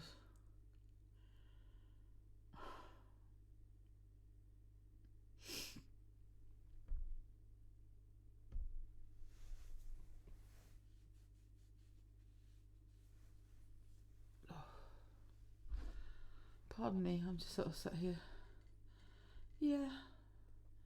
I don't get me wrong. I occasionally look at the universe in a really this many challenges kind of way.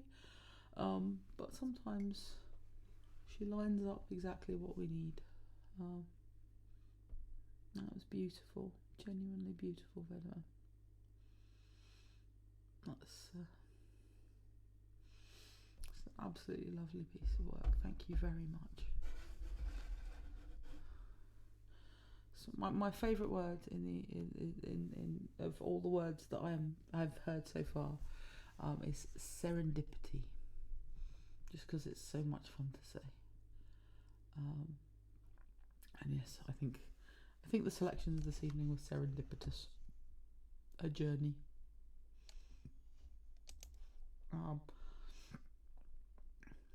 Just genuinely so beautiful. Thank you all so much for coming this evening. Thank you so much for sharing with me. If anybody has, well, wasn't that serendipitous? Avienda said that was the word I was looking for. Serendipitous then.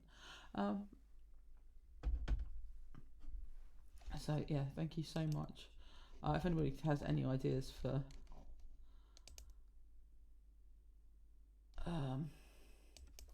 themes. Oh, how lovely have the Amazon adverts been?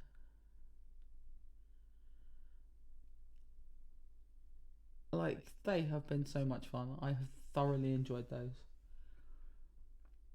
I am a little bit tempted to write like a streamer Ray responding to the adverts, or possibly like reviewing them as the cello, his hands gripping onto that chair.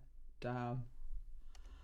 Just because I think it could be fun, because I could run them in the background and read the Ray talking over the adverts, and it would amuse me. But that would involve me being able to write anything, and I haven't been able to write anything since before I got sick.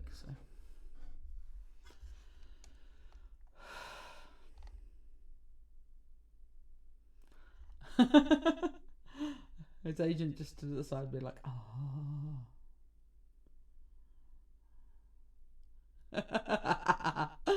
oh, that's funny. Can you write that one? That sounds hilarious. I mean, if someone will write it, I'll happily read it, but I'm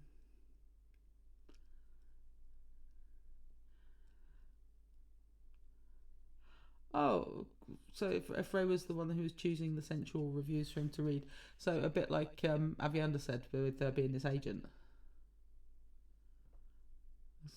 That's so good. Go on, collab fic it between all you and talented writers, and then I'll just read it when you're done. How's that sound?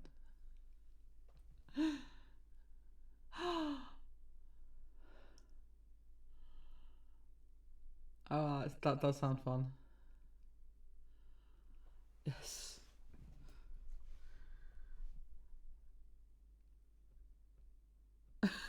You wish you went to pet her kitty and not in the sticky way.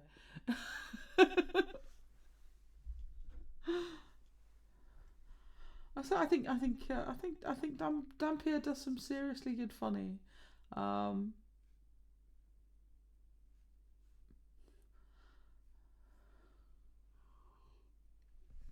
We've got so many talent. Go, spread the word.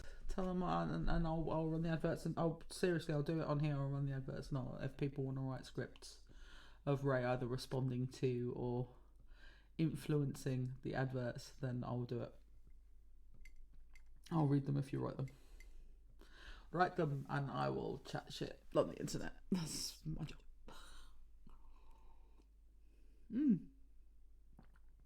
Literally just the length of the advert. So probably somewhere in the region of like 1,000 words.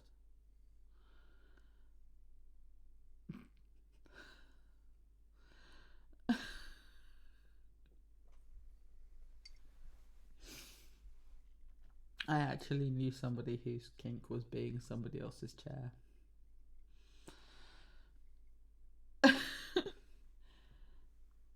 Oh, if it's a sentient chair, somebody needs to summon Jen.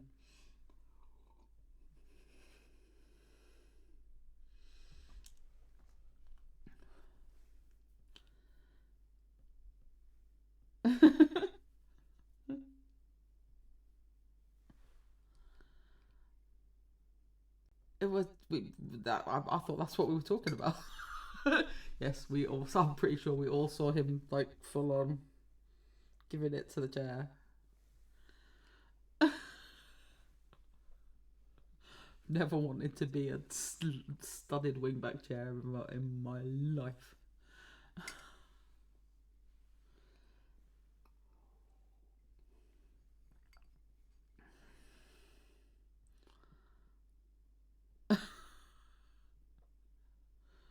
Like, even if it's just my face, just like do that to my face, it'd be grand.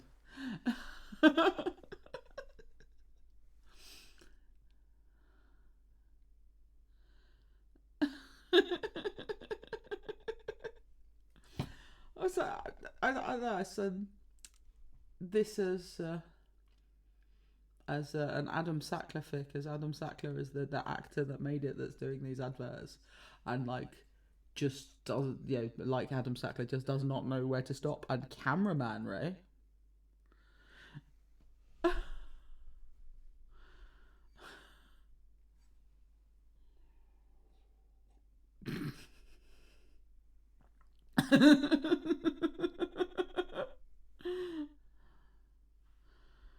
I thought for ejector seat that was the full on bowling.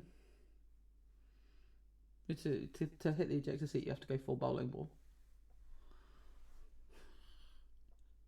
Jello.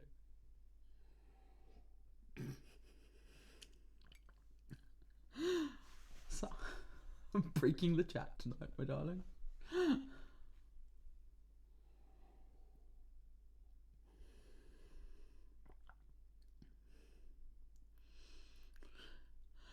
Did anybody back in the day listen to Dr. Horrible's sing along blog?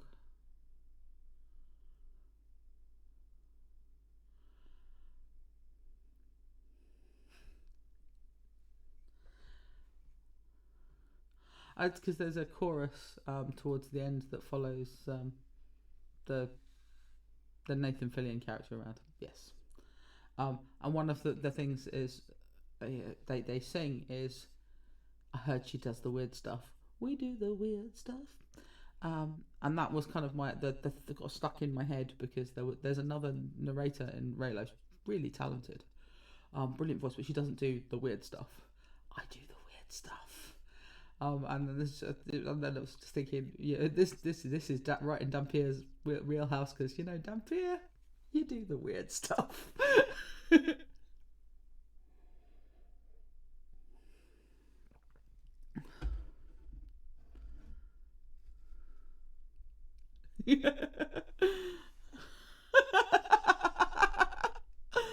Oh my goodness gracious. Weird though.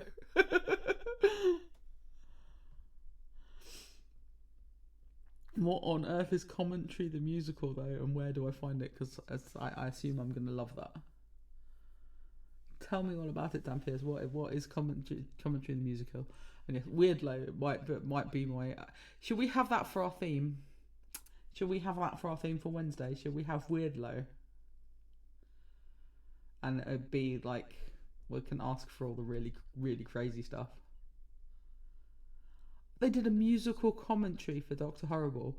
Well, I know what I'm doing while this uploads to YouTube then. I mean, I was supposed to be having a shower, but that's amazing. I might treat myself to that after we get back from Christmas carols tomorrow at church.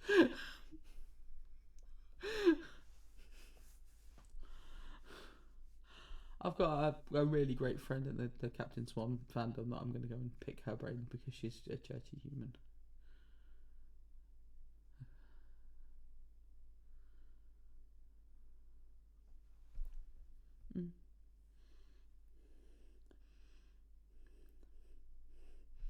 I've got to go and make a graphic for Weirdlow Wednesday's theme. Give me your strange and unusuals. So, how many times can I get away with reading Slinky Dick? That is the question.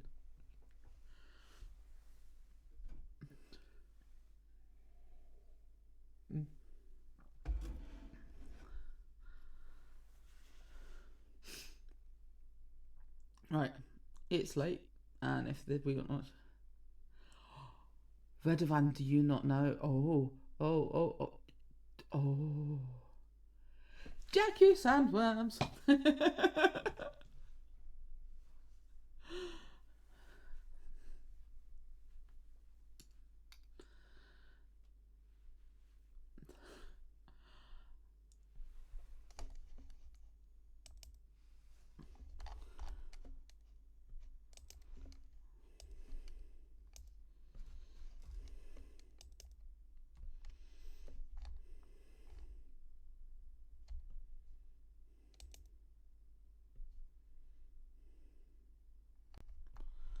Are we about to corrupt you, Vedavan, into the weird side?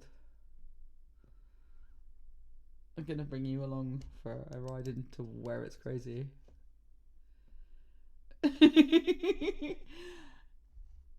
It's okay to be really good vanilla. Like vanilla, but the kind that has the little, like, bits from the bean.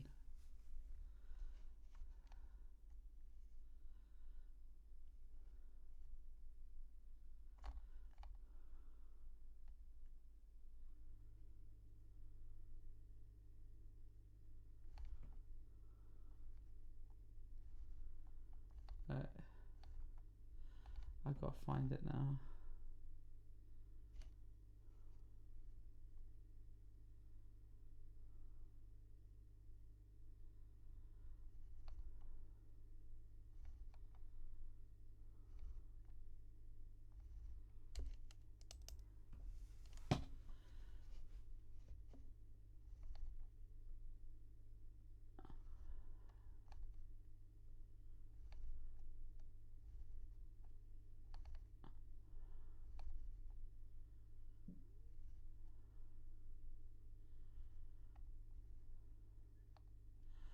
It's going to take me ages to find it because I'm bad at this.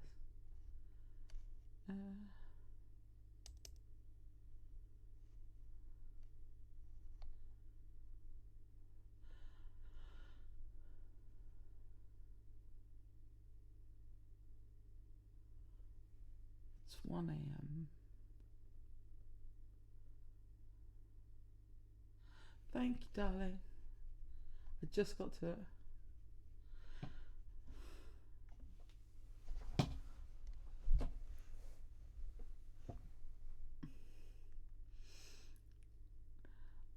So, fun facts, I genuinely made my, you know, I often reference Bestie that we have the matching tattoos.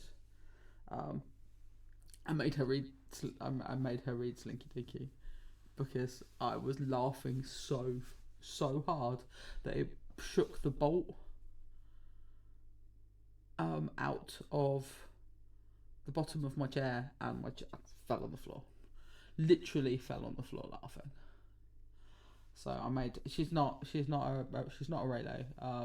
Not like she's not like an anti-Raylo or anything. She's just like more into Lost Boys harem porn fic. Each to their own. So I made her read it.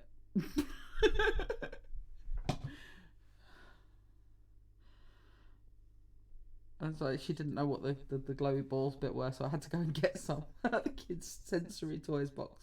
And like, oh, she loves her Lost Boys fic. She doesn't write. She's a consumer.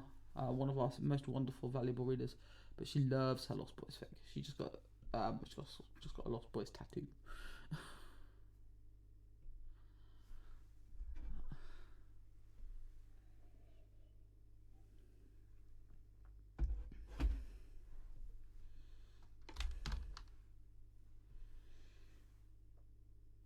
Yeah.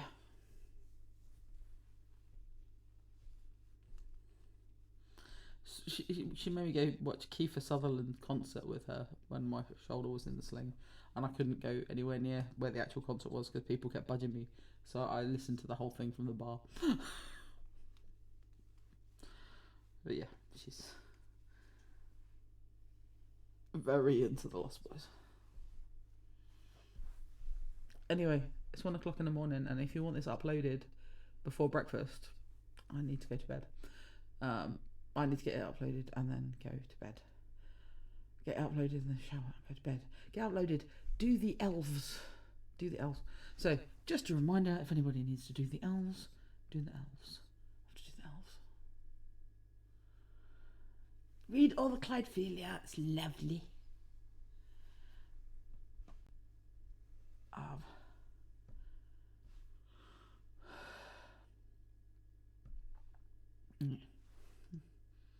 I'm sorry to close, because I don't know if the chat will stay open when I close this. So I'm going to stop streaming, but I'll leave the OBS open, and I think you should still be able to chat. Good night, everybody.